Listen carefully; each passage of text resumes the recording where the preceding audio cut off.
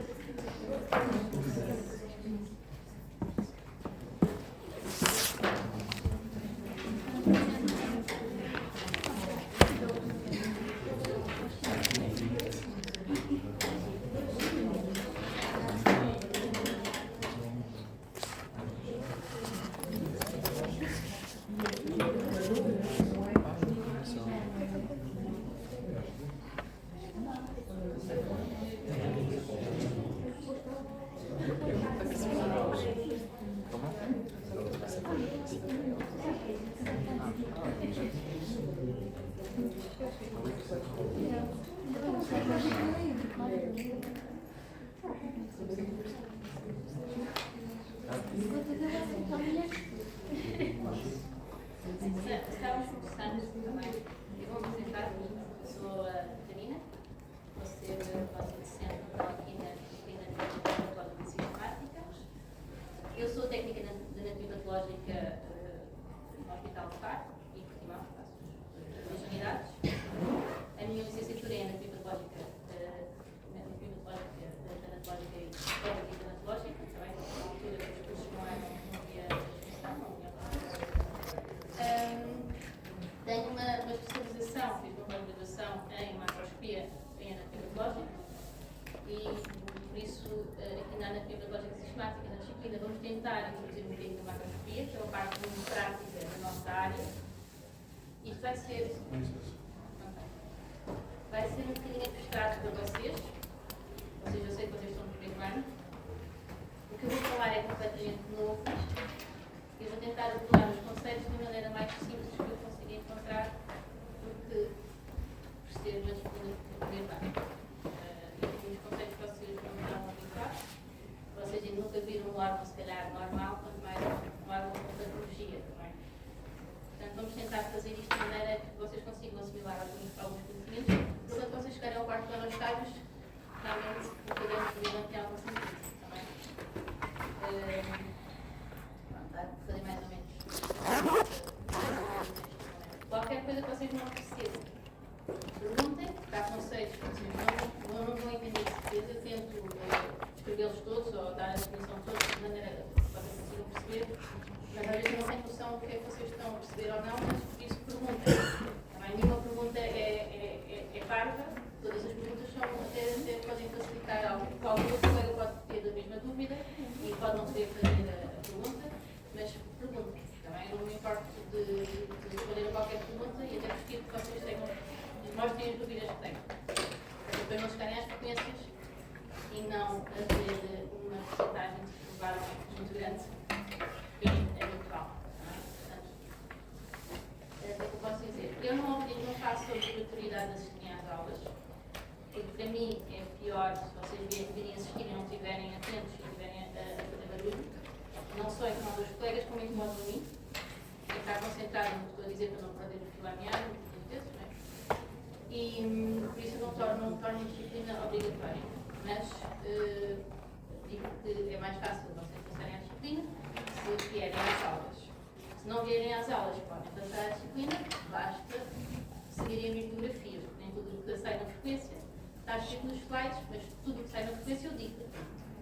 Bem, eu não invento nada, mas há muita coisa que pode aparecer, que é só falar, é só digo nas aulas e está na bibliografia. Está bem? Não está a baixar os slides. Mais coisas sobre a disciplina. No final da disciplina, a professora Rita também já teve com vocês, não é? Vocês já também vamos ter, mas nós conseguimos umas aulas no laboratório. Eu vou tentar mostrar algumas peças, não vão estar perto de peças cirúrgicas intactas, é possível, já que elas eram para incinerar, e eu consegui a cedência, em vez de irem para o lixo, de trazer algumas amostras para vocês verem, para não ver órgãos intactos, porque elas já passaram por todo o processo de macroscopia, portanto vocês vão perceber com a aula hoje que a macroscopia é um processo em que vamos retalhar tudo o que é as amostras, né, para conseguirmos ver as patologias. Por isso, mas vocês assim vão pelo menos conseguir ver mucosas, serosas, consistência dos órgãos, está bem? Depois assim, e vamos ver.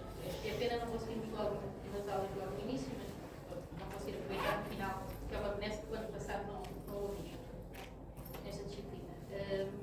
Mais, as referências já foram marcadas, certo? Portanto, está tudo ok. Dúvidas sobre a disciplina? Vocês já têm alguma? Sei, coisas. Bem, vou tentar ser. Às vezes vocês dizem, eu sei que às vezes põe a quinta e começa a falar muito rápido, está bem? Isso, alguma coisa não percebam que eu tenho dito no slide, vocês podem explicar o que eu disse anteriormente, coisa assim também. Estão à vontade e para também interromperem nesse aspecto, está bem? Pronto, eu vou pedir-vos para vocês se apresentarem, se quiserem fazer isso. Se calhar, eu também tenho uma ideia, vocês neste momento eu sei que vocês não têm ideia nenhuma do que é que querem seguir, se calhar, entrando na minha análise, vocês não têm, já têm? Pronto, vamos fazer então só uma apresentação, eu vou ter contato com vocês. Eu sei que vocês já tiveram isso várias vezes, mas temos que usar uma conta, pode ser. Quem é o lugar da Cristo? Só podemos saber depois? Vanessa, ok. Eu vou guardar só qualquer coisa, depois qualquer coisa vocês precisam. Tem o meu e-mail, podem me contactar, qualquer dúvida também podem mandar por e-mail, eu respondo, posso não responder no dia, mas tem que responder com aproximadamente. Por isso.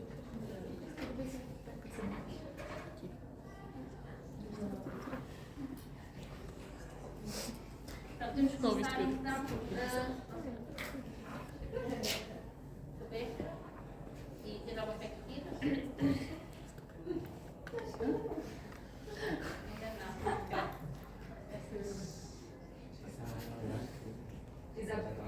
Também não tem expectativa nenhuma. Ok, foi a primeira escolha, não foi? Foi a primeira escolha. Mais pela análise ou pela pesquisa? A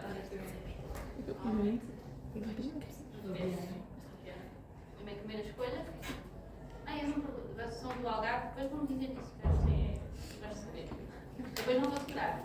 Quer saber? Então é do Algarve. Não sei do Algarve. Eu só ali, não sou deste lado. Aqui?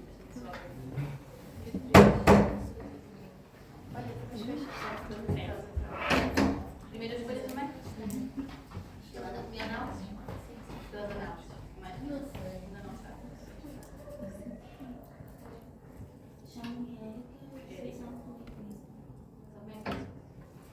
Alguma expectativa? Alguma expectativa pela disciplina? Sim,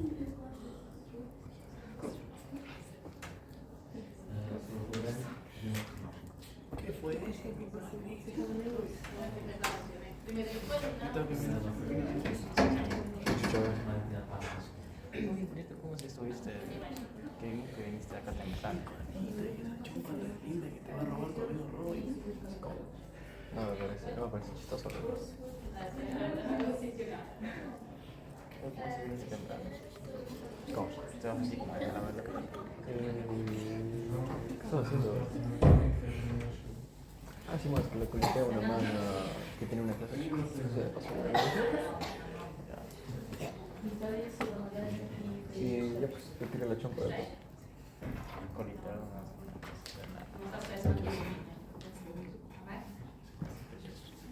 Diga-se se separa e sobre o meu filho. Talvez vocês não se pensem, mas fizeram Júlia, sou Alfredo e primeira. Sou Rita, sou Almaceu e também na primeira escolha. Sou Vanessa, sou da Escola da Rainha e o curso foi a primeira escolha, instituição. Está mais perto. Sim.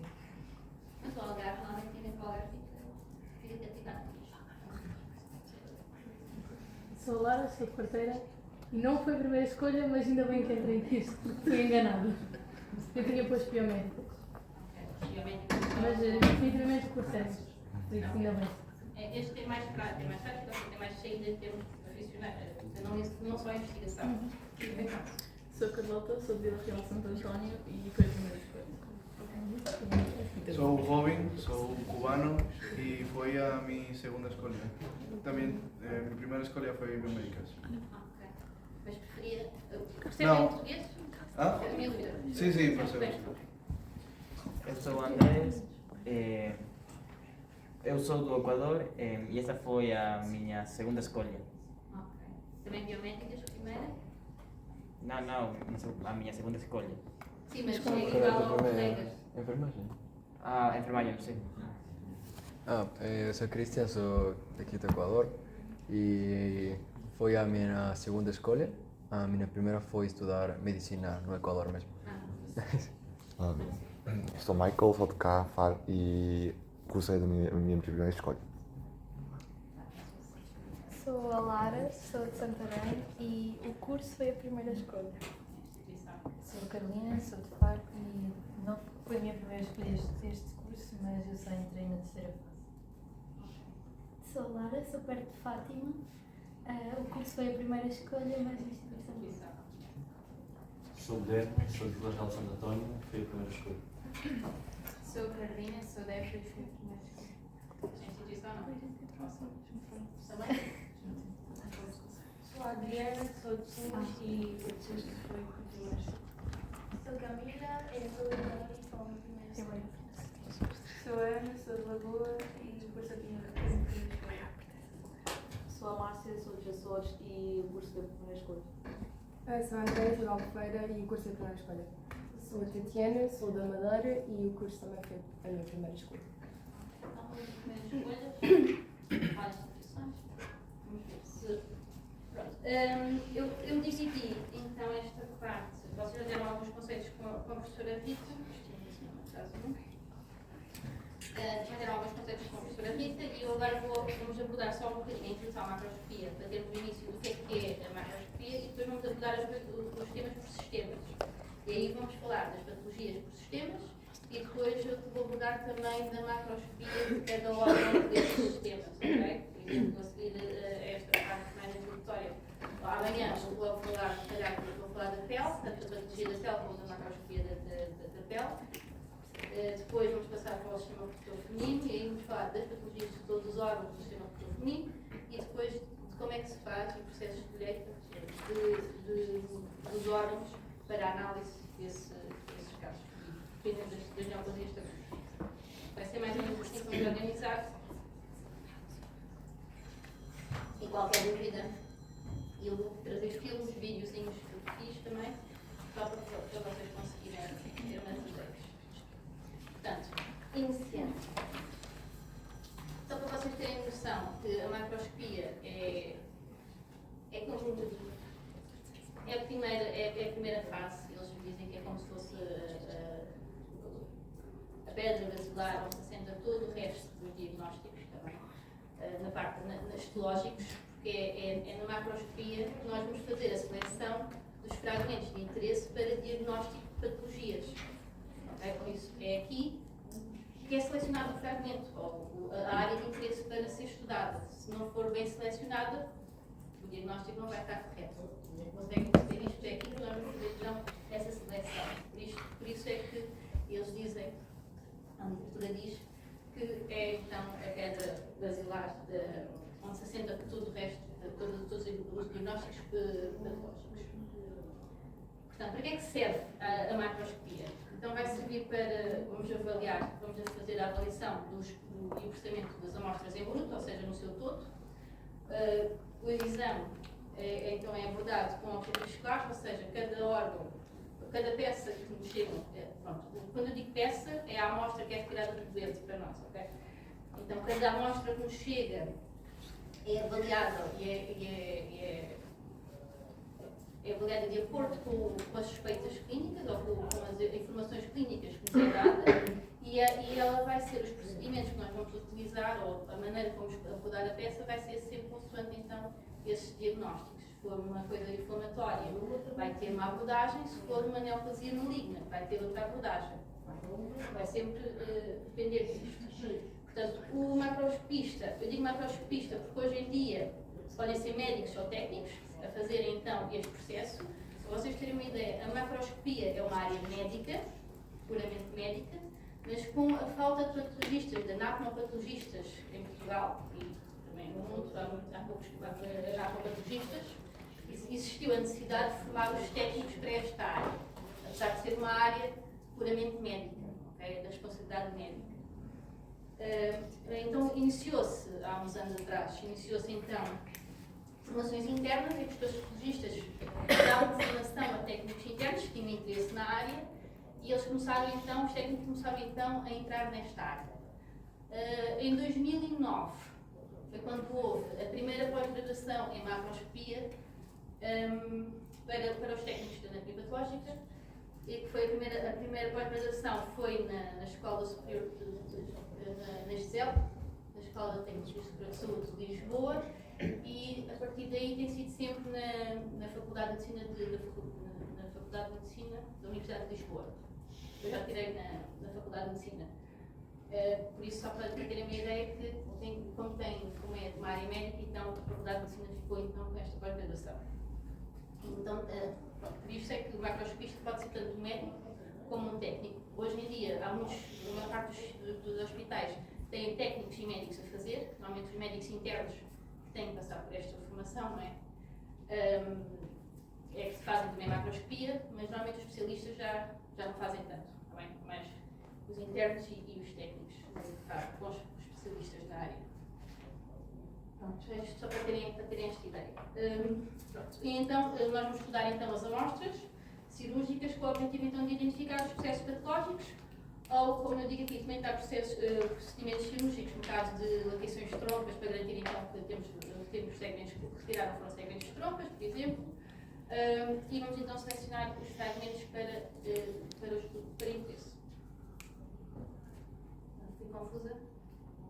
Mas agora vamos aqui aos poucos vamos ver então os passos do exame macroscópico. O exame macroscópico vamos então ter, eu depois vou abordar passo a passo, está bem? Só para vocês terem uma ideia. Vamos ter que identificar todas as estruturas que são constituintes da amostra. Vamos ter que saber então orientar as peças cirúrgicas, que podem ser então orientadas de forma anatómica, ou seja, em relação à posição do corpo, né? Quando falamos em orientação anatómica é em relação à posição do corpo, e esta posição anatómica é sempre vista pelo doente como se estivesse à nossa frente, ok? Ou então com marcações cirúrgicas, já vos vou explicar também o que é isto. Vamos medir, vamos medir em centímetros, medições podem ser em centímetros e pesado. Vamos pintar, fotografar, seccionar, vamos identificar as patologias, podem ser malignas ou malignas, inflamatórias ou neoplásicas.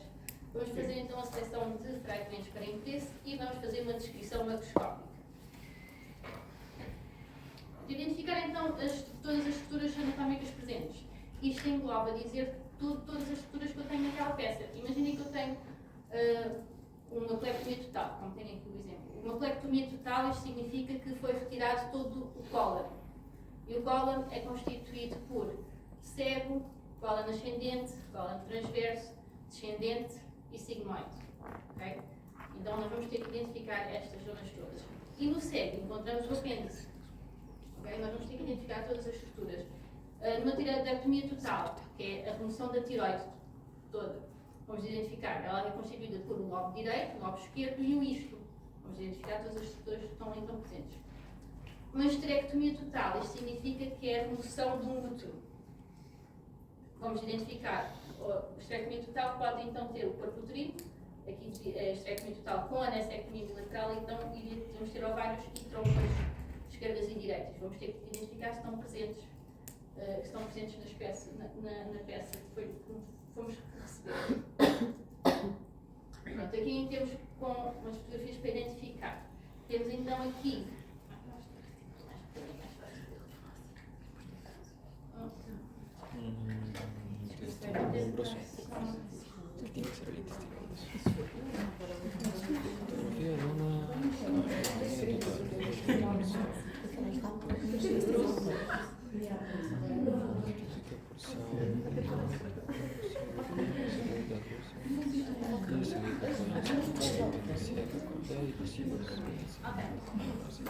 Então aqui nós temos uma colectomia total, ok? E o que é que foi para além de cólon? Temos aqui, isto será a sua posição anatómica, será aqui o ascendente, aqui será o sexo, desculpem, aqui o ascendente, temos o ângulo esplénico, desculpem, o transverso, ângulo esplénico, descendente, sigmoide, aqui, esta zona. Então aqui, e nesta versão, temos o ilion terminal, eles tiram sempre a parte do ilion terminal, vamos depois conseguir identificar na mucosa, tenho aqui uma imagem, a válvula ileocecal, que tem entre o ilion e o cego, e aqui temos a mucosa do ilion, que é muito diferente da mucosa cólica, e aqui temos o apêndice ileocecal que está inserido no cego. Okay? Eu depois fiz aqui a legenda para vocês ficarem então com essa informação. Então vamos sempre identificar. E se eu estiver a descrever aquela peça, vou descrever. Se eu estiver a descrever esta peça, vou dizer que tem uma colectomia total, que inclui ilion terminal com X centímetros, segmento secocólico com X centímetros, apêndice ileocecal com tanto. Vou então retirar as medidas de todos os constituintes da peça. Então aqui temos uma estectomia total, para a estectomia bilateral, significa então que tem útero e anexos. E aqui temos então um ovário, o ovário está cá atrás e a trompa estão aqui à frente, está bem? E eu quando faço a descrição, nestes casos, vamos pedir, vamos pesar as estruturas e depois vamos medir cada uma delas. Em relação à orientação das peças cirúrgicas, como eu tinha dito, e pode ser então segundo a sua posição anatómica ou segundo as marcações cirúrgicas. Pronto, aqui deu os exemplos que, por exemplo, numa peça de mastectomia, que é a remoção da mama na sua totalidade, onde temos, que será uma mastectomia radical, onde temos o prolongamento axilar, eu vou isso, ao me dizerem que temos uma mastectomia radical esquerda, e eu, por sua posição anatómica, consigo saber como é que vou orientar a peça. O prolongamento axilar é mais externo, ok? É na parte da porção externa e mais superior, quando sei conseguir orientar a peça. Numa colectomia total também vou saber, eu sei que o ilion é proximal em relação ao sigmoide, portanto vamos então saber como é que vamos posicionar a peça. Segundo as marcações cirúrgicas, pronto, no caso, há alguma coisa que eu estou a dizer que vocês não conseguem entender? Eu sei que eu estou a falar em esterectomias, pode ser confuso, não é? Pronto, segundo as marcações cirúrgicas, existem casos, imaginem quando vão tirar um sinal e os cirurgiões tiram um sinal de uma perna e querem dizer que é a perna direita, imaginem, e dizem que fazem um fio no ponto superior e fazem um ponto no ponto superior e 2 pontos na parte externa. Portanto, se eu sei que é a perna direita e tem um ponto na parte superior e na parte externa, eu vou saber posicionar a amostra e fazer essas referências para dar as margens. Isto é importante para depois dizer a lesão está junto à margem superior, ou junto à margem inferior, ou atinge aquela margem e não foi retirada na totalidade. Depois vamos lá. Pronto, então eles fazem então as referências com fios ou clipes e vamos dizer cada fio ao que é que refere. Mais comum é em tumorectomias, mas eu tenho aqui exemplos de tumorectomias para vocês verem. As tumorectomias é quando, mais comum de tumorectomias é uma cadeira retirarem tumorectomia da mama, tiram só o fragmento do tumor e tecido à volta, então chama-se uma tumorectomia. Vai ser um caso confuso. Bem, vamos lá então. Posição, vamos seguir então à posição anatómica. Neste exemplo aqui que eu trago, temos então, isto é esquema, não é? Temos um útero e uma bexiga masculina, neste caso. O útero, eu sei que os ovários são posteriores às trompas, portanto, quando tenho útero com anexo, eu consigo identificar qual é a parte anterior e posterior do útero, ok? Porque os ovários são sempre posteriores às trompas, ou seja, estão atrás das trompas. Então, pondo o útero à minha frente, eu consigo perceber qual é a parte anterior e posterior do útero e sei qual é o anexo direito e o anexo esquerdo, está bem? A bexiga. Quando eu tenho uma peça de bexiga com próstata, que o nome cirúrgico é uma cistoprostatectomia, quando chegarmos ao sistema urinário, logo falamos disto, ok? Mas eu sei que as vesículas seminais normalmente são posteriores em relação à bexiga, ok? Então aqui será a parte posterior da bexiga e aqui será a parte anterior da bexiga. Okay? E a próstata está por baixo, aqui será a uretra, a passar aqui a uretra. Ok? E outra maneira de conseguir ver é também de acordo com a serose. Vocês já sabem que nós temos os órgãos revestidos com uma serose, né? E a serose, por exemplo, no útero, a serose anterior vai acabar mais cedo do que a posterior. Porquê? Porque anterior ao útero nós temos a bexiga. Portanto, a serose vai cobrir o útero, vai refletir e vai subir para a bexiga. Atrás, ela vai até mais atrás, até vai descer mais, e depois, quando temos o reto atrás, é mais tarde que ela vai subir para revestir a porção do reto. Ok? Então, ela, depois por esquemas é mais fácil, depois mostro com esquemas, mas podemos então avaliar também a posição, pela posição da serose. Por exemplo, aqui. E quando o útero é invertido, se o útero é invertido? Não, se não tiver, muitas das vezes, se não tiver anexos, eu não vou dar com certeza qual é anterior e posterior. Se não tiver anexos, não posso dar a certeza. Quando faço a avaliação só com a serose. Às vezes não conseguimos orientar se não tiver os anexos. Mas se for muito evidente as serosas, conseguimos identificar. Porque a bexiga vai estar sempre à frente, portanto vai sempre acabar primeiro, mesmo que o útero esteja invertido para trás. Mas aqui temos então um exemplo, aqui é a vista anterior e a vista posterior. Eu tenho aqui os anexos, não é? Tenho aqui as trompas à frente dos ovários e tenho aqui a serosa que acaba aqui. Como é que eu identifico onde é que a serosa acaba? A serosa é tipo uma membrana muito mais brilhante, muito mais brilhante que o resto. Aqui é difícil perceber, mas aqui é mais lisa e mais brilhante, e aqui começa assim a ser uma zona mais rugosa. A serosa acabou aqui. Aqui a serosa vem até aqui abaixo. Portanto, também aqui temos, mas aqui é fácil de identificar porque temos os anexos. Se não os tivéssemos, podíamos tentar identificar pela serosa. Qual perceber? Então a serosa é mais brilhante? Também é mais brilhante do que. É uma zona mais brilhante e mais lisa. É como se fosse uma membranazinha. Isto microscopicamente. Ou seja. Alguém disse, professor?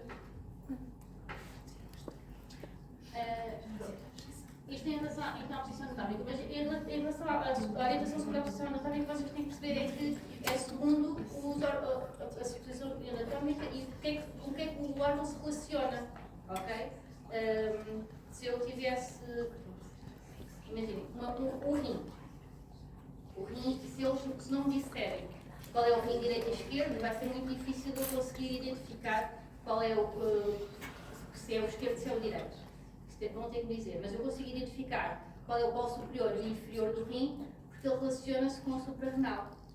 E normalmente, quando há uma remoção no rim, a suprarrenal também vem junto. Então, eu consigo identificar qual é o polo superior e o polo inferior pela localização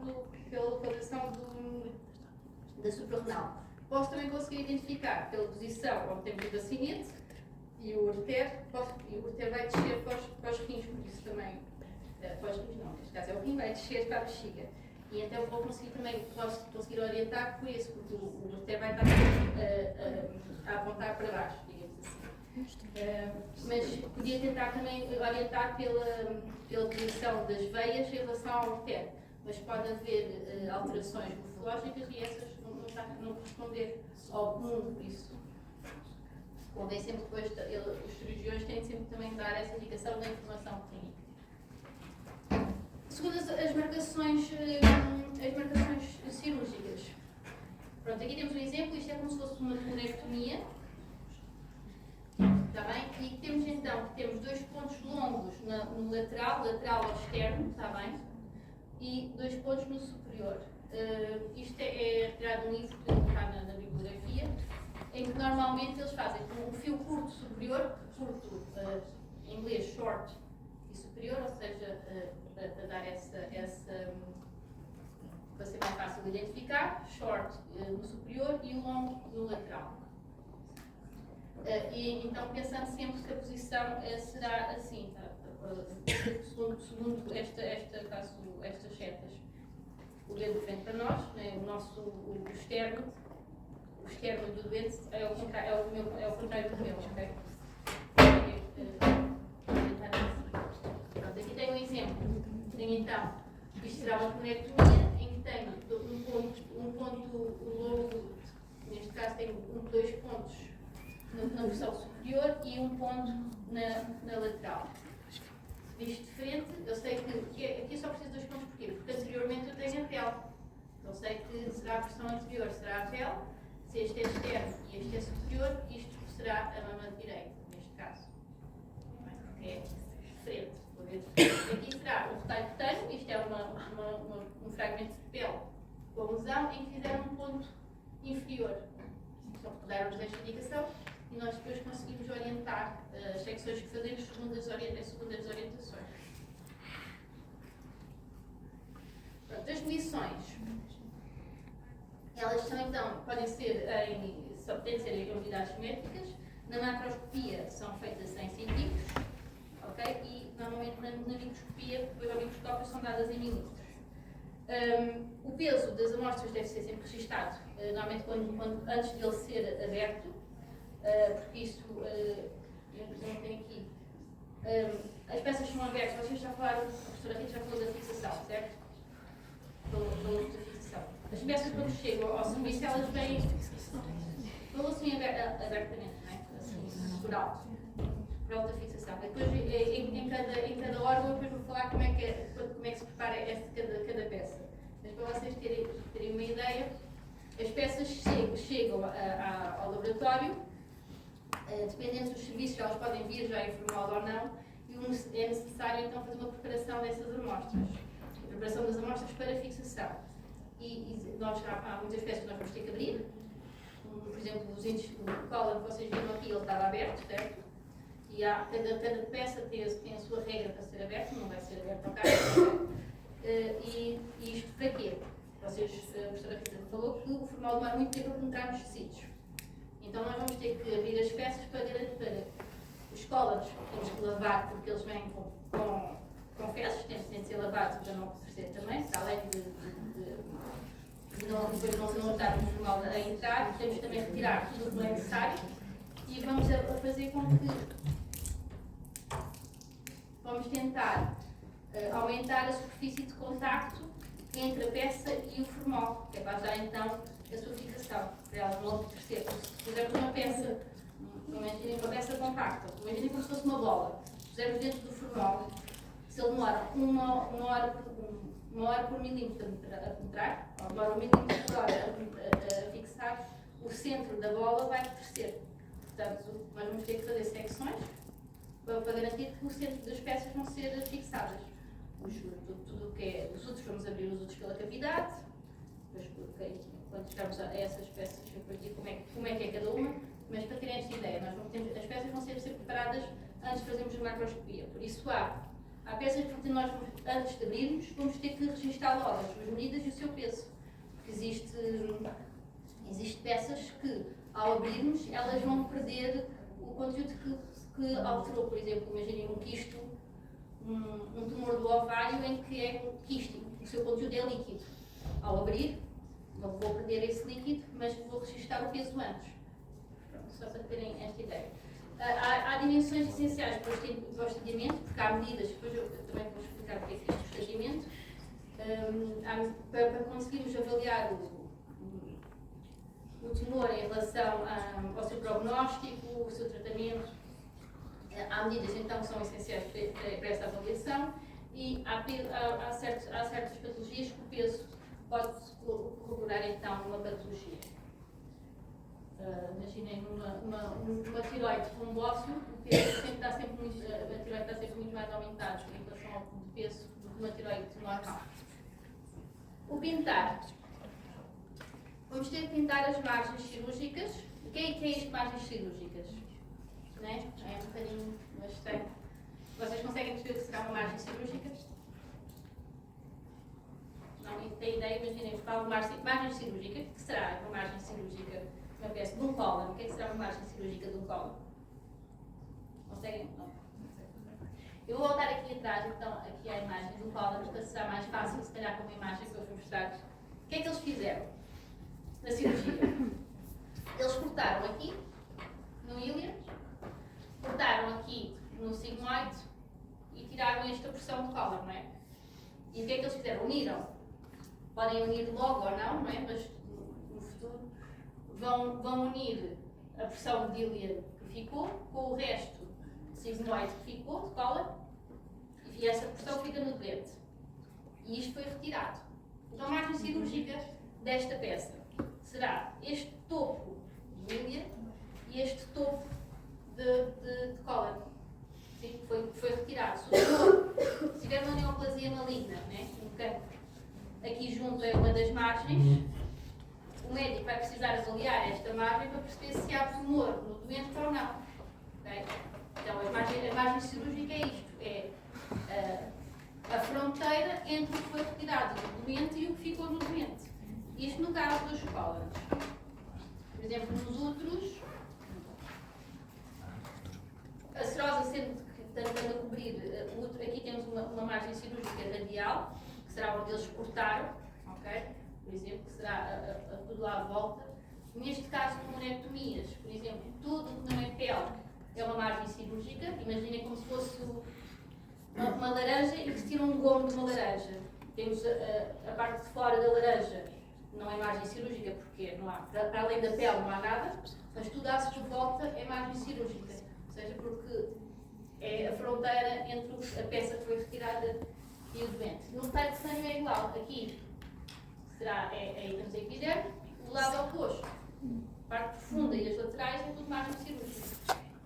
Ficou percebido que é uma margem cirúrgica, depois dependendo dos órgãos muda muito. Por exemplo, muda muito, quer dizer, temos várias coisas. Numa bexiga, se só retirarem uma bexiga, onde é que eles vão cortar? Vão cortar os ureteres e vão cortar a uretra. Portanto, margens cirúrgicas, ureteres, uretra e depois a sua margem à volta onde foi cortado, que não está coberto de serosa. Depois, à medida que estamos falando disso, vocês vão ouvir muito falar em margens cirúrgicas. Portanto, vamos pintar as margens cirúrgicas. Vamos pintar todas as áreas de descontinuidade, ou seja, que áreas irregulares que podem ser, por exemplo, imaginem que o tumor pode estar a infiltrar por várias zonas e só que se consegue identificar se é causado pelo tumor ou não ao microscópio depois se tiver uma tinta, já vos mostro. Alguma saliência que pode ser formada também por tumores, soluções de continuidade. Uma solução de continuidade é uma área, é como se fosse uma perda dessa continuidade. Imaginem que temos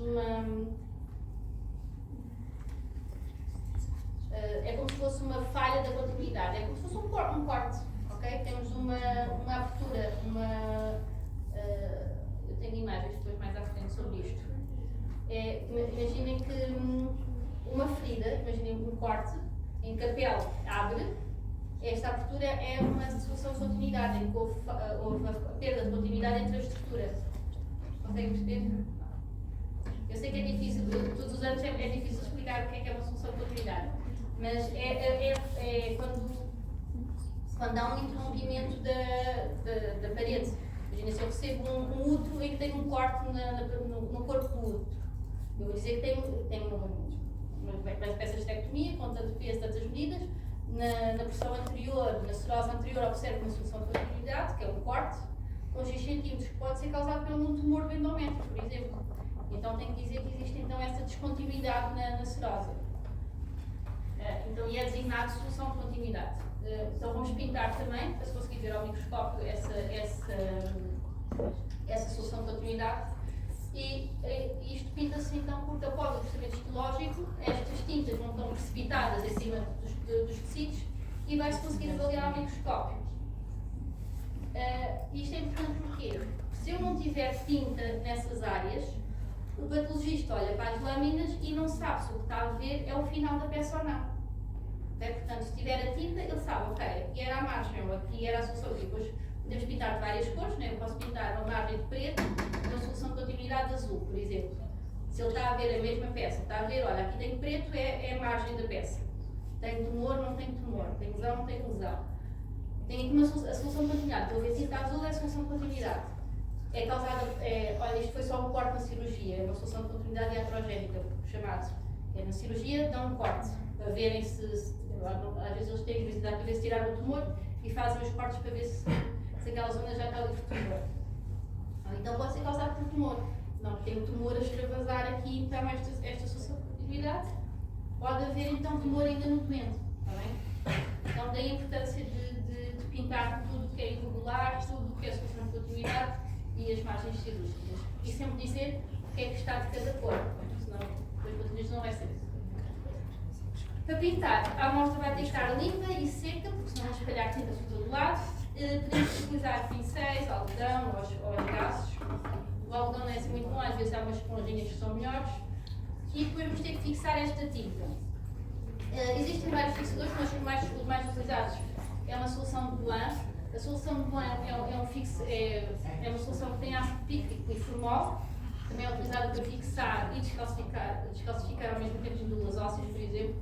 E é uma solução amarela. E o que é que faz? Em contacto com a tinta, faz com que a tinta vá se precipitar e ela não vai sair mais do tecido. Depois o tecido vai passar então pelo processamento histológico, que a professora Rita falou assim por alto, não é? Que vai passar pela desidratação, pela difusão e depois pela integração e vai se manter nos tecidos. Ou então podemos utilizar o ácido acético, que é como faz o vinagre de casa, que dá para fixar também a tinta, faz então que existe essa precipitação e que ela não saia então dos tecidos. Temos de ter então sempre muita atenção para não pintar ou não atingir áreas que não queremos, porque podemos estar a dar falsas indicações, uma falsa margem cirúrgica, por exemplo. Okay? Um exemplo em fotografia, por exemplo, isto aqui é a parte posterior de um retalho cutâneo, está bem? Uma pele, imaginem aquela pele que tinha anteriormente, que está referenciada, e pintei a parte, depois pinta-se, neste caso está pintado na parte superior de tinta vermelha, na parte inferior amarela. E aqui eu depois consigo dizer que fui da direita para a esquerda, imaginem, e fiz a inclusão. Então o patologista vai saber que se tiver lesão na parte vermelha junto à margem, que será a parte superior, e vai dizer que a margem superior está atingida pelo tumor. Ou então a margem inferior, por exemplo. Ou então depois, como ele sabe que as cassetes, que eu pus nas cassetes da direita para a esquerda, por exemplo, se tiver tumor na primeira cassete, ele sabe que está, olha, a margem à direita está atingida, por exemplo. E o que é que acontece? Na microscopia, no corte histológico, depois de ser processado, de ser cortado, de ser corado, temos então aqui é o tecido e aqui temos a tinta, neste caso é azul, porque as imagens não correspondem aqui à parte microscópica. Mas temos então aqui esta tinta azul que indica que é o final do fragmento. Se eu não tivesse tinta azul, o patologista não sabia se isto seria margem ou não. Podia haver mais tecido que não foi colhido, por exemplo. Aqui temos então o exemplo a preto.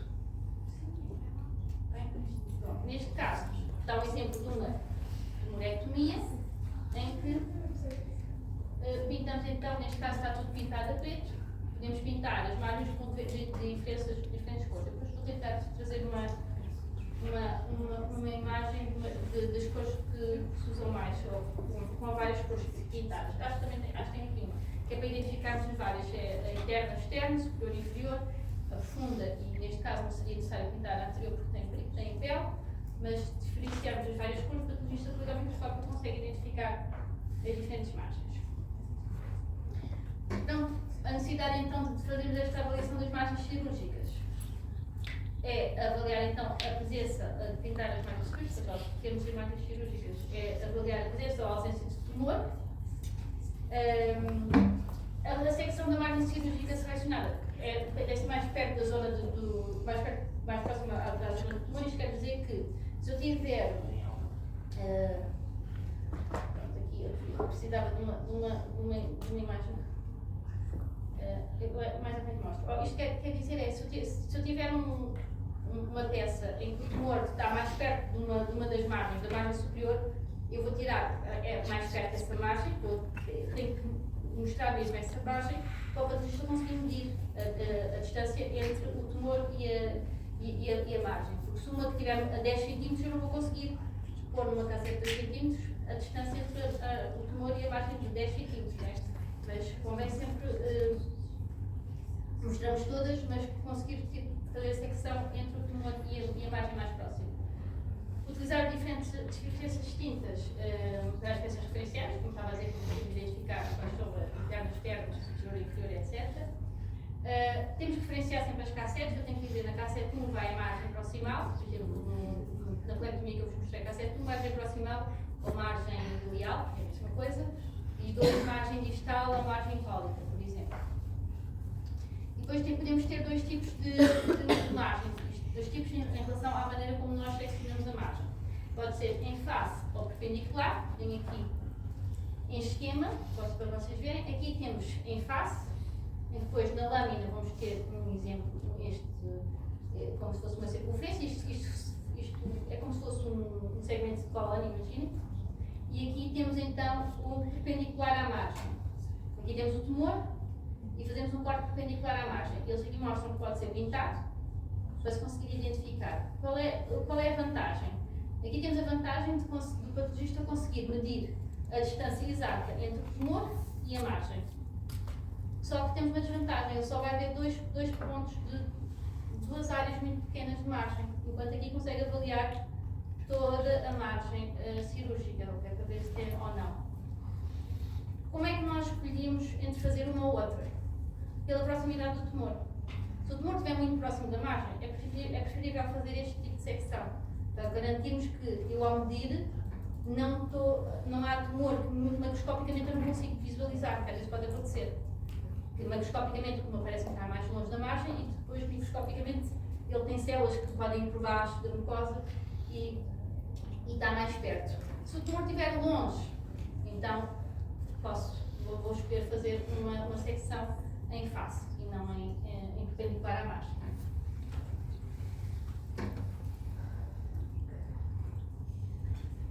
Seccionar.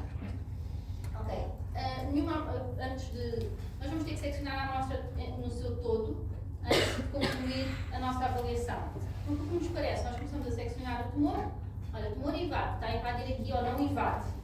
Mas depois vou seccionando e existem zonas em que ele está a invadir mais, a infiltrar mais, está a atingir outros órgãos. Então eu tenho que garantir que está tudo muito bem seccionado para garantir que vou mostrar a sua maior invasão. Depois vocês vão perceber o mais relevante. Mais relevante é importante mostrar se ele invade outras estruturas ou não, porque o prognóstico desse doente vai diferenciar se o tumor é só localmente ou se está muito estendido, ou seja, não está só naquela zona e estende-se a outras zonas. Tem uma invasão local muito extensa. Como diz aqui, nos casos dos tumores, nós vamos direcionar sempre as nossas colheitas em relação ao tumor. É o seu tamanho, a sua localização, a relação do tumor com as outras estruturas, para garantir então que ele não invade, e então é quando temos então um caso de neoplasia maligna, é sempre muito direcionado para essa neoplasia que nós vamos fazer a colheita. É diferente se for só uma apendicite. Apendicite, vamos tirar a margem cirúrgica, como é lógico, e vamos mostrar alguns fragmentos de processos inflamatórios. Mas com o tumor nós vamos ter então que fazer essa, direcionar sempre as nossas secções em relação a ele. Até para conseguirmos depois, muitas vezes, mostrar um fragmento, a relação entre o tumor e, imaginem, no caso da bexiga com próstata, a relação entre o tumor da bexiga com a próstata, para ver se o tumor da bexiga invade a próstata. Então temos que seccionar sempre dentro do cimento as relações. Pronto, aqui também temos cá referido as margens cirúrgicas, a presença de ângulos linfáticos à amostra, isto vamos ter sempre esta abordagem. Eu depois, aos poucos, vou explicando o que é que se dá estas partes todas. Só em caso de, para vos mostrar, tenho aqui uma imagem de uma tiroide, uma fotografia, uma tiroide em secção, ok? Imaginem, ao seccionar a tiroide toda, isto aqui vocês conseguem ver que aqui está este lobo está pintado de vermelho, aqui será o istmo, está pintado de amarelo, e aqui este lobo está pintado de verde, já não se conseguir ver bem. Daqui eu sei, está protocolizado no nosso serviço, que vermelho é o lobo esquerdo e verde é o lobo direito, e então o istmo temos em amarelo. Portanto, eu seccionando todo, eu consigo ver estruturas ou alterações diferentes no lobo esquerdo. Vejo aqui um nódulo, que aqui a mim macroscopicamente parece mais ósseo, e aqui tem uma área, um nódulo esbranquiçado, pode ser um carcinoma capilar, por exemplo. E só seccionando completamente, se eu não seccionasse esta zona, nem fizesse alguns cortes aleatórios, não tivesse seccionado tudo, não ia identificar este nódulo. Às vezes os nódulos podem ser muito mais pequeninos, porque este tem aqui representado, não é? Então temos que seccionar bem a peça para garantir que estamos a fazer uma boa abordagem, estamos a fazer uma boa avaliação. Trouxe outro exemplo. Isto é um tumor cervical, ok? Em que a imagem não é muito boa porque a peça primeira era. Porque aqui temos a pele, temos aqui uma área que parece assim meio ulcerada, ou seja, está deprimida. E então isto é tudo margens cirúrgicas. Isto aqui é mais a vista lateral. Então nós pintamos de cores diferentes, ok? Temos aqui em azul a parte superior, aqui está a parte direita, no caso será a esquerda, depois a direita estará em laranja, como está aqui, e a inferior a verde e a posterior a preto. Depois fomos seccionar e o que vimos é que isto era tudo um grande tumor, okay? Este bebê acho que tinha tido um tumor, se não estou em erro, da laringe, isto já seria como se fosse uma metástase. Então temos aqui o tumor e temos aqui na pele, já temos aqui uma zona também de invasão da pele e pronto, ele aqui toca em praticamente todas as margens, okay? E depois vai-se conseguir avaliar estas margens ao microscópio porque elas estão pintadas de cores diferentes, portanto isto vai conseguir dizer atinge esta margem e eles então se tiverem que retirar mais algum pedaço para verificar o nível deste tumor, sabem onde é que vão ter que retirar. Eu tinha a ideia que ele tinha também um vaso jugular, acho que tinha jugular, mas aqui na imagem, acho que está aqui, acho que aqui isto teria a veia jugular, mas aqui na imagem não se consegue identificar muito bem. Mas é isso, na macroscopia o que eu tive que identificar todas as estruturas. Se veio da veia, tenho que identificar e faço medições de todos os constituintes então, desta amostra.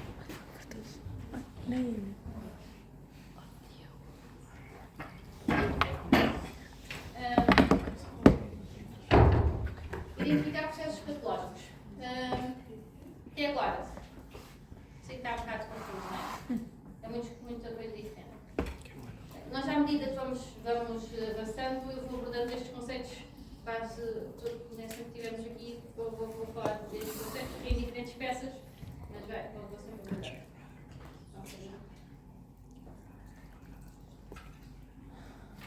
Não estava habituada a falar tanto tempo. Bem, processos patológicos. Identificar os processos patológicos. Nós para conseguirmos identificar um processo patológico, nós primeiro temos que saber o que é normal, não é? Se nós não soubermos o que é normal, não vamos identificar o que é normal, não é? Eu posso trazer uma peça para aqui e dizer isto aqui, está tudo normal, aí pode ser pode ser um tumor da mama ou do ovário, ou seja, vocês não conseguem, senão nunca viram o que é normal, não é? Por isso, é importante nós sabemos que é normal vermos muita coisa, muitos órgãos normais, e depois conseguir identificar então o que é anormal. Portanto, o normal normalmente sai à vista. E temos também, depois cada processo patológico também tem características. Os inflamatórios têm as suas características, há muitos processos inflamatórios que depois estão associados a necroses, e cada necrose também tem as suas características. Não é? Temos a necrose provocada pela tuberculose, é aquela necrose gaseosa que tem aquele aspecto, ou seja, já é característico, nós já conseguimos relacionar. Os processos inflamatórios vão criar aquele pus, então vamos ter que reduzir órgãos com esses aspectos violentos, com infartos, por exemplo, temos infartos, pode ser cardíacos, mas pode ser, por exemplo, os infartos intestinais, que ficamos com tudo muito conjuntivo, etc. Os neoplásicos, depois temos os benignos e malignos, que vão diferenciar um bocadinho, porque as características dos tumores benignos são diferentes dos malignos, já vamos abordar sobre isso. E depois também temos malformações, também mais para frente começamos aqui. Mas, ok, então temos que saber então sempre o que é normal. Como eu digo, todas as lesões patológicas têm características microscópicas, ok? Nós não conseguimos dar diagnósticos microscopicamente, mas existem algumas neoplasias que têm algumas características que já nos podem dar essa indicação. Ou, imaginem, já me aconteceu receber uma peça que era suspeita de uma patologia inflamatória, que era uma pielonefrite, ou seja, era uma inflamação renal, e com cálculos, ou seja, uma criação de cálculos muito grandes, e retirar o rim por cálculos. Eu, ao abrir, a fazer a preparação do rim para a laparoscopia mais tarde, fui abrir o rim, realmente ele tinha um cálculo muito grande, mas estava todo envolvido em tumor. Ele foi diagnosticado só na laparoscopia. Os clínicos não desconfiaram nunca que havia ali um tumor, porque o cálculo era de grandes dimensões que eles não conseguiam diferenciar que havia ali outra patologia. Mas pronto, e então o importante é nós sabermos, conseguimos identificar então que existe, que isto pode acontecer, ou seja, ao identificar o que é fora do normal. Deve-se reportar todas as lesões que a gente identifica, e quando não temos lesão, quando temos uma peça que nos chega e é dito, temos um tumor do cólon aos 20 cm, eles fazem a recepção do cólon, da pressão, eu recebo e não tenho nada na mucosa. Eu tenho que dizer que não foi identificado nada. Nós fazemos uma colheita muito mais extensa nestes casos, para garantir que não está a falhar nada, mas temos que dizer não foi identificado. Ou uma hemicolectomia direita que não tem apêndice. Se eu vou ver se o doente já teve uma apêndice anterior. Não tem. Ou seja, supostamente tem apêndice. Vou dizer que não identifica apêndice. Porque ele pode ter feito a cirurgia noutro hospital também. Mas também faço reporte também essa ausência. Okay? Fazemos sempre, reportamos sempre o que temos e a ausência de alguma coisa que devíamos ter também. Em relação às neoplasias, o que é uma neoplasia? Uma neoplasia é um tumor, uma neoplasia pode ser tanto benigna como maligna, que não passa de um tumor ou de uma formação anormal, um crescimento anormal, que normalmente é autónomo e persistente e que normalmente persiste, ou seja, continua depois de um estímulo. Imaginem quando se tira os tumores hormonais, tenta-se tirar o estímulo hormonal, ele pode continuar a crescer, ou sei lá, pronto.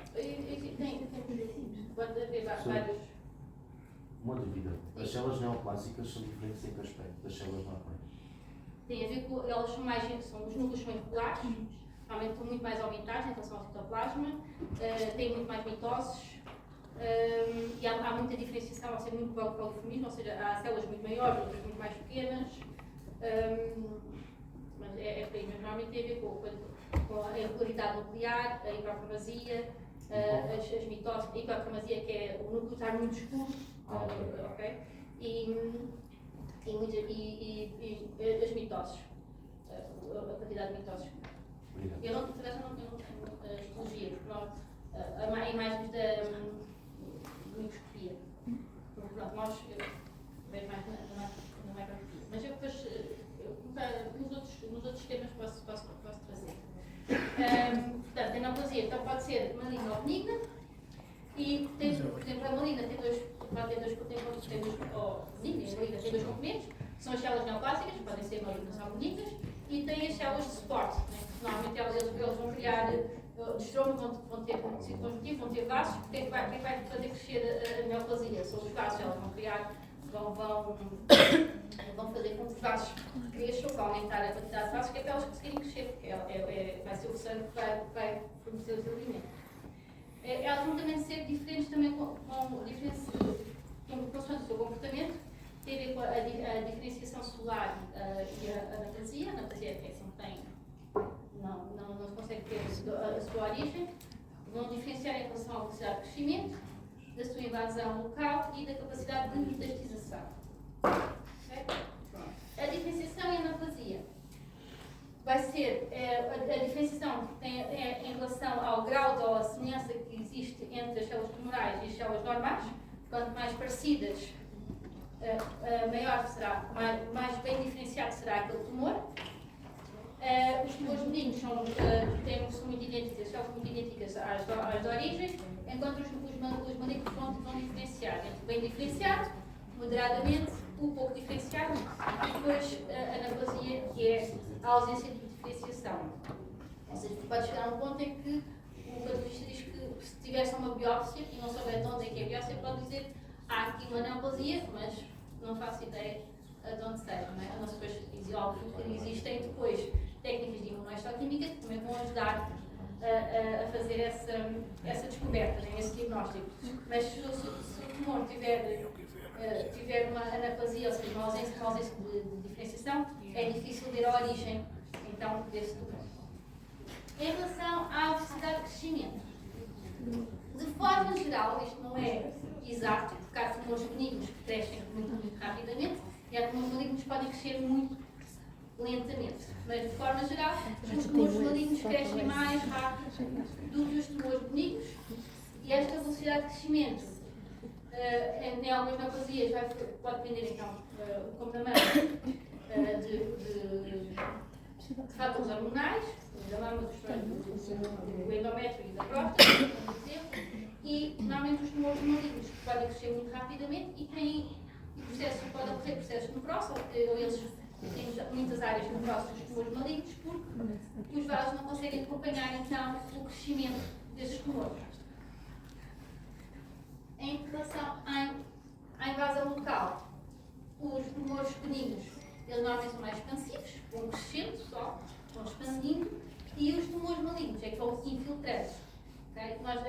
Existem umas imagens engraçadas que é como se fosse os tumores benignos, é como se fosse uma bola que vai aumentando, um balão, e um tumor maligno é como se fosse uma estrela que vai ou um polvo, imagina que vai, com um tentáculo vai infiltrando então nos tecidos.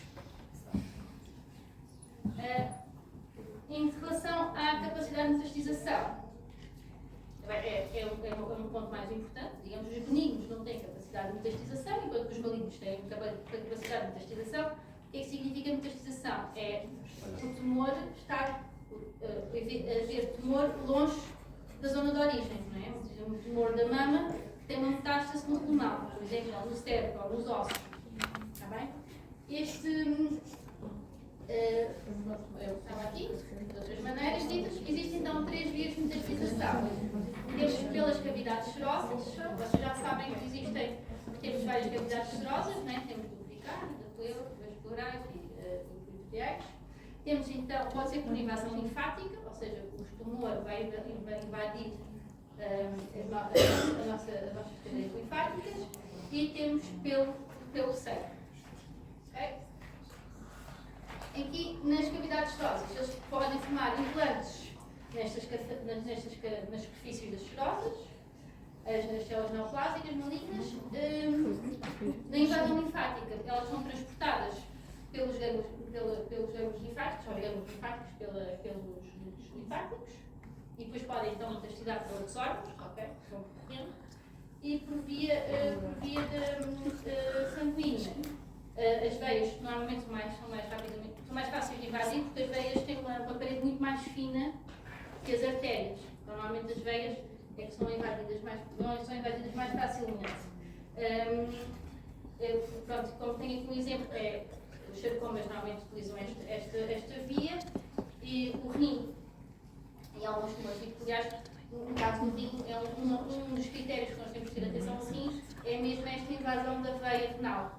Temos que abrir a veia, temos que garantir que a veia não está invadida e mostrar várias secções da veia para garantir então que o tumor já não se disseminou. O pulmão e o fígado, então são normalmente os órgãos secundários que são mais afetados então, por esta via de metastização. Em suma, então, os tumores benignos, isto é em relação a tudo o que foi dito antes, né? Os tumores benignos assemelham-se então aos tipos de origem e com as suas características histológicas e citológicas. Muitas vezes eles são capsulados, não é obrigatório, e as suas características então são um crescimento expansivo, eles vão fazer compressão nos outros órgãos, nas outras estruturas, não têm capacidade de invasão, não vão invadir e também não vão se metastizar, não vão se espalhar pelo corpo. Enquanto que os tumores malignos podem ter alguma semelhança ou menos semelhança com o órgão de origem, com a estrutura de origem, digamos assim, e o que favorece então histologicamente a sua malignidade é então o conformismo celular, ou seja, que é ter muitas células muito diferentes umas das outras, ok? As mitoses numerosas, que era o que eu tinha referido, o crescimento invasivo e destrutivo, que ele vai invadir e destruir as outras estruturas adjacentes, as áreas de necrose e a disseminação metastática. Em relação aqui à nomenclatura das neoplasias, eu só pus aqui, é muito simples, é muito mais do que isto que está aqui, mas só para vocês terem aqui, para abordar aqui só um bocadinho.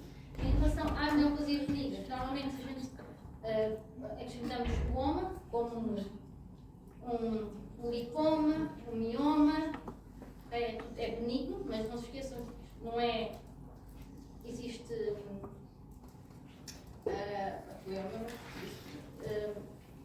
não é sempre assim, não é? Porque o melanoma é maligno, está bem? Os linfomas também são malignos, mas a maioria cumpre esta regra.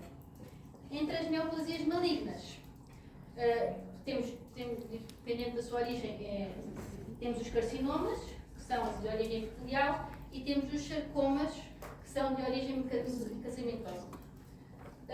Isto nas neoplasias malignas. Normalmente temos tudo que é carcinoma, então é maligno. Temos os adenocarcinomas, que normalmente são de epitélio glandular, por exemplo, no cólon. Os tumores do cólon são adenocarcinomas, por exemplo.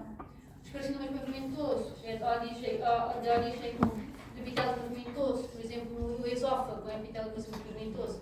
Vamos ter um carcinoma pavimatoso e não um adenocarcinoma, por exemplo, só para dar a diferença. Os sarcomas, por exemplo, o leiomiosarcoma é de origem do músculo liso e o condromosarcoma, que é então da origem da cartilagem. Então, a diferença, por exemplo, aqui um condroma que é benigno da cartilagem e aqui condrosarcoma maligno da cartilagem. Só a diferença. Agora vou só mostrar.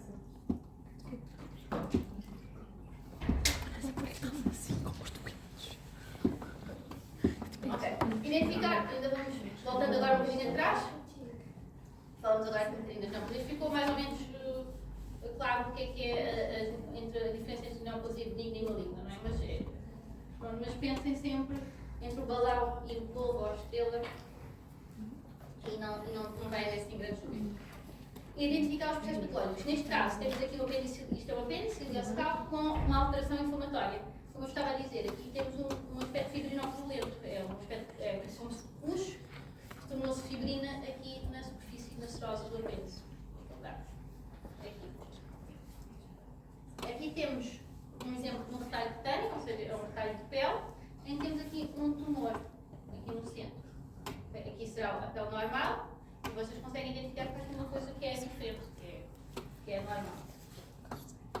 Aqui temos um exemplo de isto é uma versão de cólon, em que temos aqui a mucosa normal e depois aqui temos vários pólipos. Estas bolinhas aqui é tudo pólipos.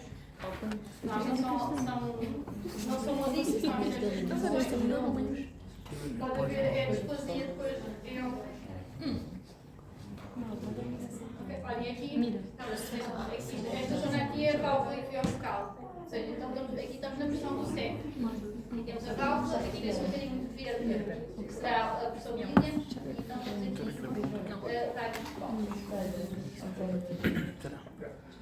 Professora, desculpa, que é pólipos? Pólipos são formações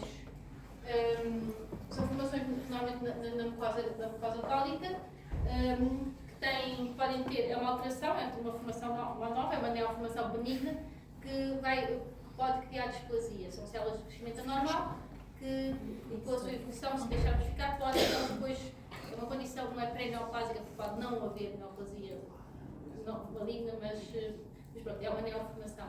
Normalmente eles podem ter um pedículo ou não, mas quando chegarmos à parte gástrica, vou falar nessa parte. Temos pólipos da mucosa cólica, gástrica, temos pólipos do endométrio, existem pólipos. Também temos pólipos cutâneos também. Normalmente é porque eles formam este. Como se fosse um pêndulozinho. Pode ser. A descrição, como existe, é como se. Para mim faz sentido, mas não sei como é que é de explicar. Não é maligno.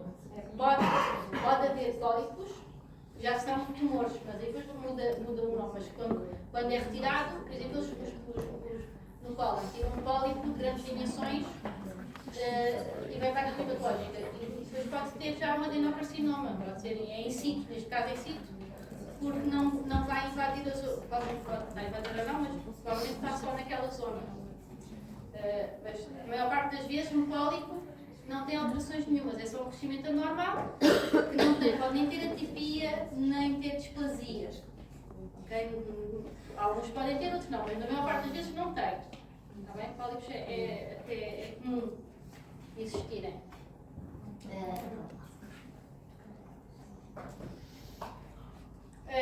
Então, a seleção de fragmentos para análise.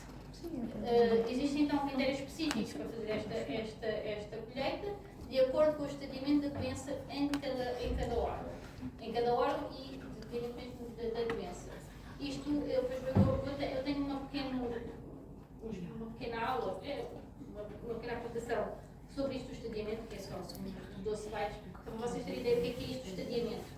Para ter ideia, isto é feito porque se não houvesse uns critérios específicos, não podemos estudar a peça na sua totalidade. Imaginem que o cólon, aquela colectomia total, toda ela em lâminas. Né? Pensando que a lâmina tem 1 cm por 2, imaginem que era seccionar aquilo tudo. Porque isso existem critérios para fazer então a seleção dos fragmentos, de acordo então com o estadiamento, o que é necessário ser reportado para avaliar, para dar prognóstico e indicações terapêuticas daquela patologia. Pronto, que é o que estava a dizer aqui. Foi estabelecido então por várias organizações critérios que padronizam esses critérios, ou que fazem então esses critérios, e então devem ser selecionados pelos mesmos, ok? Pronto, era o que eu estava a dizer de outras maneiras, está aqui. Normalmente, então, em regra geral, o que é que nós selecionamos então para análise? Vai ser as margens cirúrgicas, como eu já estive a explicar, que estão para ser avaliar então se existe a presença ou a ausência então de neoplasia das margens cirúrgicas. Vamos fazer então a seleção na patologia. Podemos selecionar a maior dimensão, isto é de acordo então com o estadiamento da doença, porque nós temos tumores que a maior dimensão vai aumentar o seu estadiamento, vai piorar o seu estadiamento, enquanto que outros tumores, a sua maior invasão é que vai fazer isso. Por exemplo, no tumor da mama, quanto maior o tumor, vai ser pior o prognóstico dessa doença, enquanto no tumor do cólon, quanto mais invasão tiver esse tumor, mais invasão não se usa, mas pronto, quanto maior a invasão desse tumor, aí pior vai ser o prognóstico. Ele pode ter 5 cm ou 10 cm, mas o que conta é a sua invasão e não o seu tamanho. Enquanto na mama é o contrário, pronto, o seu tamanho é um critério, óbvio que depois se invadir outras estruturas, o critério também muda. Por isso também é sempre importante tirar tumor em relação às outras estruturas. Lesões secundárias, às vezes podem ser lesões satélite, ou podem ser outras alterações benignas.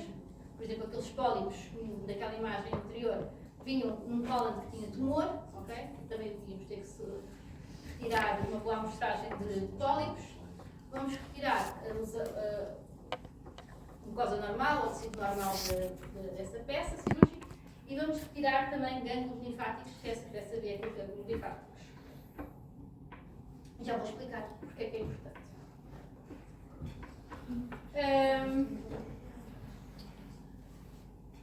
Ok, aqui o título aqui está mal, ok? Eu depois altero antes de falar na tutoria. Aqui isto é referente aos gânglios linfáticos, está bem? Que era aqui, temos aqui, é importante vamos retirar os gânglios linfáticos, isto porquê? Ignorem então este título, porque será gânglios linfáticos que vai aparecer aqui. É muito importante fazer esta colheita dos gânglios linfáticos nas recepções tumorais para prognóstico e terapêutica.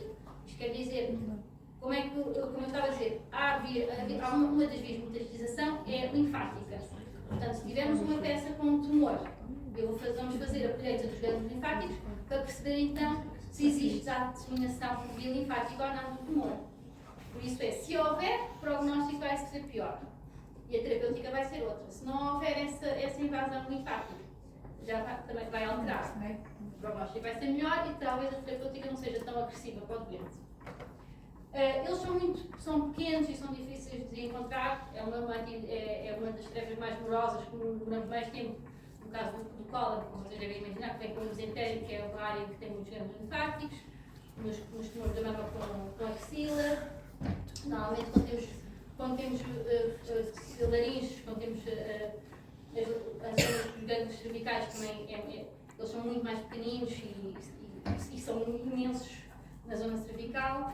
Isto é uma atividade que demora sempre muito tempo. E nas recepções benignas é sempre importante encontrá-los também, ou lê-los e selecioná-los também, porque pode haver tumores primários ocultos que não se saibam ainda e que houve uma perfuração intestinal por qualquer coisa, uma diversiclite, imaginem. E retiraram aquele segmento por uma patologia benigna. E nós vamos fazer a colheita dos gânglios linfáticos que existe naquele segmento e foi encontrado uma patologia, uma neoplasia maligna oculta, por exemplo. E em caso dos linfomas, também podem ser diagnosticados assim por outras peças que nos chegam, que têm gânglios, nós vamos escolher e é então diagnosticado um linfoma. Também isto é importante vocês depois terem isto presente. Pronto, depois então de fazermos as colheitas, vamos passar para a descrição macroscópica. Eu não sei se ficávamos aqui na descrição macroscópica, posso acabar a descrição macroscópica e depois amanhã continuamos eu chego só até aqui, depois deixo isto para a próxima. Em relação à descrição macroscópica, vamos então escrever todas as características da amostra, que eu estava a dizer, vamos mudar as dimensões, como eu referi, se for uma colectomia total, vamos estar no íleon, apêndice, estecopólico, o peso, por exemplo, a mama, todas as vísceras não ocas, né? Imaginem, nós não vamos pesar a bexiga, porque a bexiga é um órgão que é um reservatório, né? Então não vamos pesar. Depois vamos pesar a próstata, vamos pesar a mama, vamos pesar os rins, vamos pesar a tiroide, pronto, todas as vísceras ocas. O único que se calhar que pesamos é o coração. O coração é um das que tem que ser pesado sempre. Que é só a autópsia, né? Normalmente se nós não temos a autópsia não há transplantes cá. Vamos dar a sua cor, a textura, a consistência, ok? Isto são características próprias das peças. Depois vamos dar as indicativas, vamos descrever as indicativas de algum processo patológico que vamos identificar. Se temos um processo inflamatório, temos áreas de aspecto fibrinopurulento, áreas de necrose, vamos dar essas descrições. E vamos então ver, pronto, isto justifica que é importante para ajudar o patologista. Existem tumores, isto para vos dar uma ideia, quando chegarmos lá, depois eu vou abordar isto melhor. Mas há tumores do rim, há 2 tumores do rim, um é benigno e outro é maligno. Macroscopicamente eles são muito idênticos, têm uma diferença macroscópica só. Eu normalmente quando isto acontece, eu gosto depois de dizer ao patologista, olha, temos ali este tumor ou aquele. Ele diz, não podes saber. Eu macroscopicamente parece-me.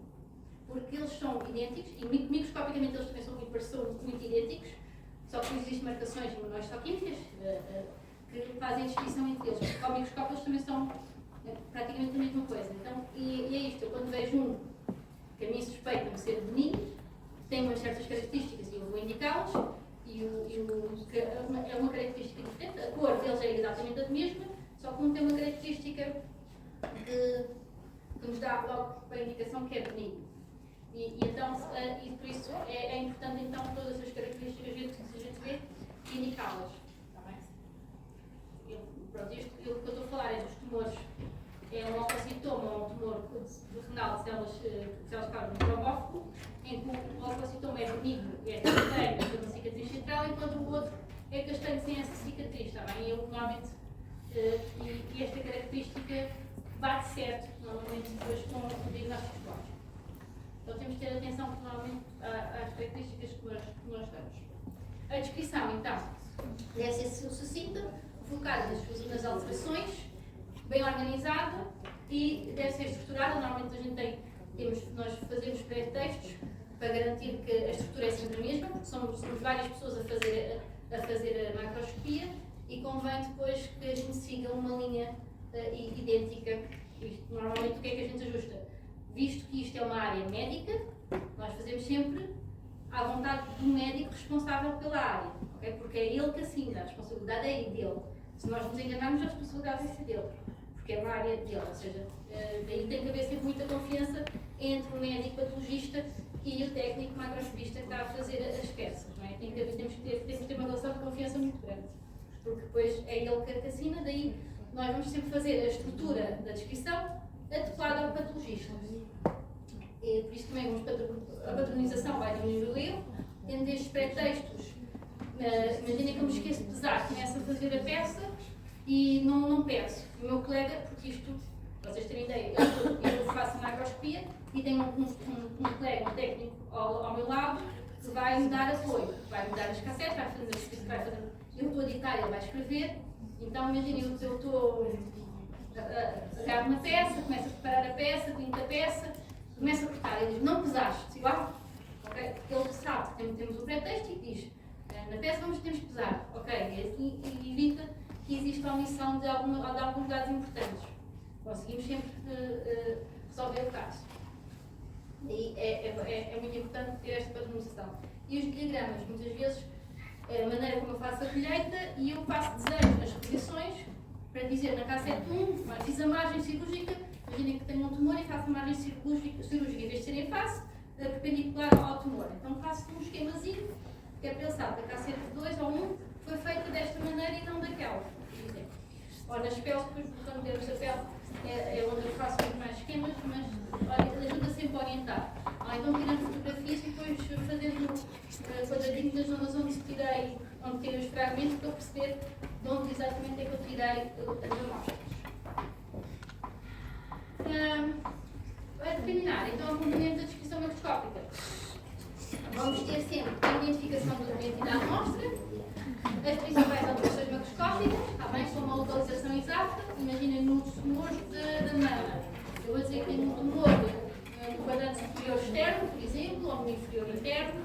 Vou dar a localização exata do tumor, as suas dimensões, a relação com outras estruturas, em centímetros, ou se invade, se atinge, a distância às margens. Vou dizer se tem algumas alterações secundárias, por exemplo, no pólipo se tem pólipos ou retículos, etc.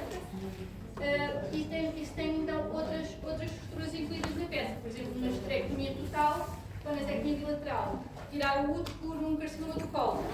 Mas também tem os ovários e as trompas, então também vou fazer essa referência. E depois de fazer a descrição das cassetes. As cassetes, vocês já sabem o que é uma cassete. Tinha aqui uma. Ou seja, tudo o que as cassetes vão estar numeradas com o número interno, não é? E depois com com o número 1, 2, 3 e 4 daquele caso, e eu vou dizer, na cassete 1 está isto, na 2 está isto, na 3 está tumor em relação à invasão da veia, por exemplo, e vou sempre fazendo esta referência em todas as cassetes para o patologista depois saber o que é que tem em cada lado. Dúvidas? Há muitas, não é? Muito confuso. Eu vou pôr vou prepará-la depois hoje ainda na teoria, está bem? Qualquer dúvida depois podem mandar um mail e amanhã